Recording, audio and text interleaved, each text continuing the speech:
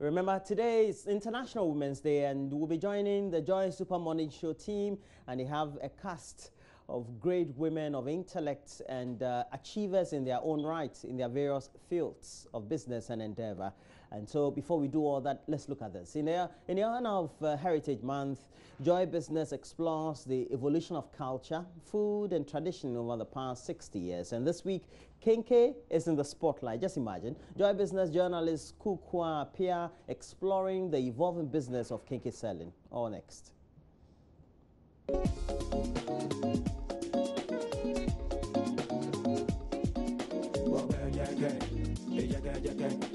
It's Heritage Month, and the Joy Business team is taking a journey through the evolution of Ghanaian foods. This week, the spotlight is on the popular Ga kenkey, or komi, or Nkran Dokun in local parlance. Despite the mystery surrounding its origin, kenkey has come to stay, having stood the test of time. The local corn-based delicacy, which goes through some tedious processes before coming out cooked, has emerged as one of Ghana's most loved foods sold on the market today. So I decided to go to one of the oldest vending spots, properly known as Kenkey House in Osu.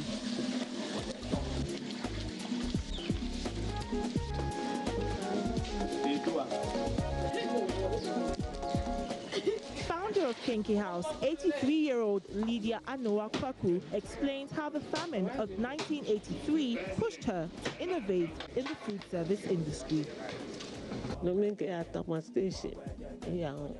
In the past, it was very good.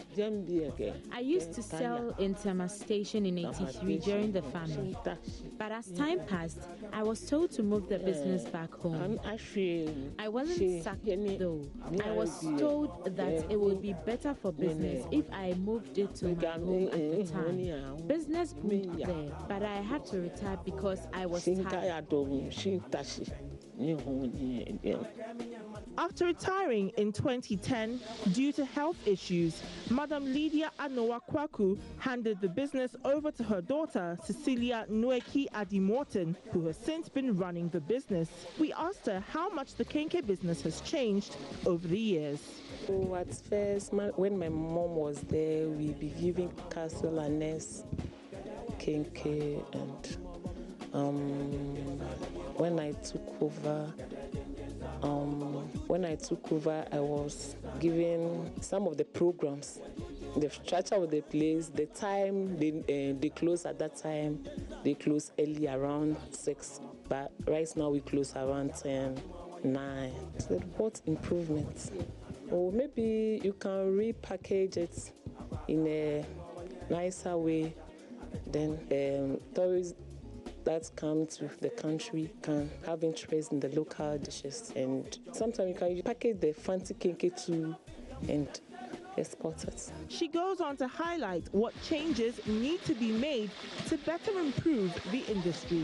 When you come to kenkey production, it goes a lot of processes, and I would say it's some kind of a dirty job.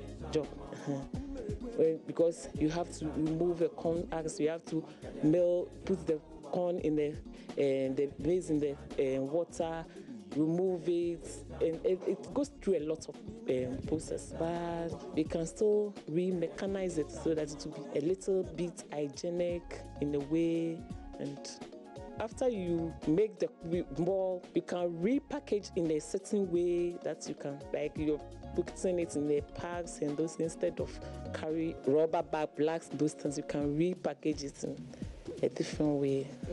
The kenkey business has indeed evolved from the usual tabletop vending in trays and aluminium pans covered in plastic bags. It has also moved away from just an everyday food to a celebrated delicacy, well patronized by foreigners as well. The annual Kenkey Festival is one of the platforms on which kenkey sellers across the country come to display and advertise.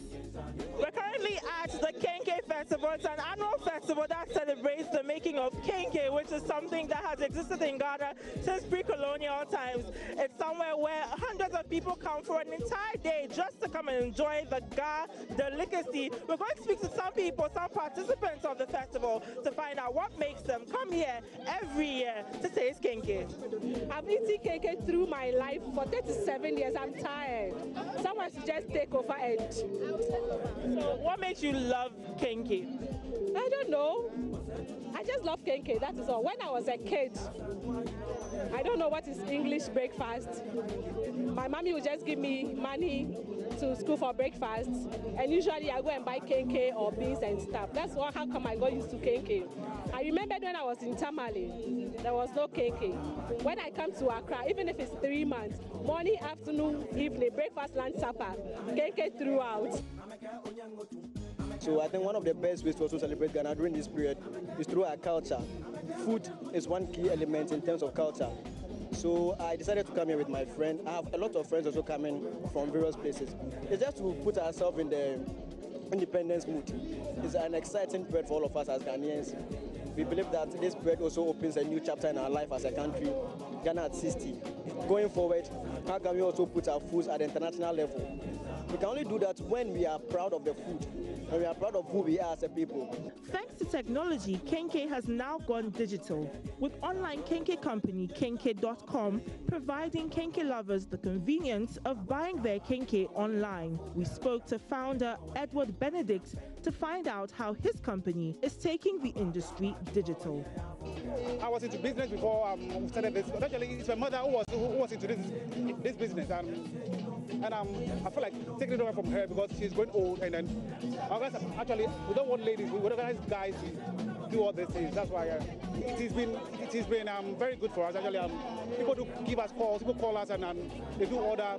At times a day we can everything about 150 to 200 pieces of kenkey a day.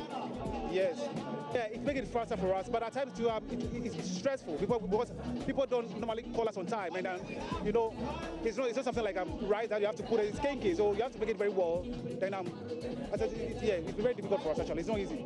60 years on, and the business of kenkey seems to be making giant strides. The ever-popular Komi Kekena is here to stay. This is Kukwa Apia reporting for Joy Business.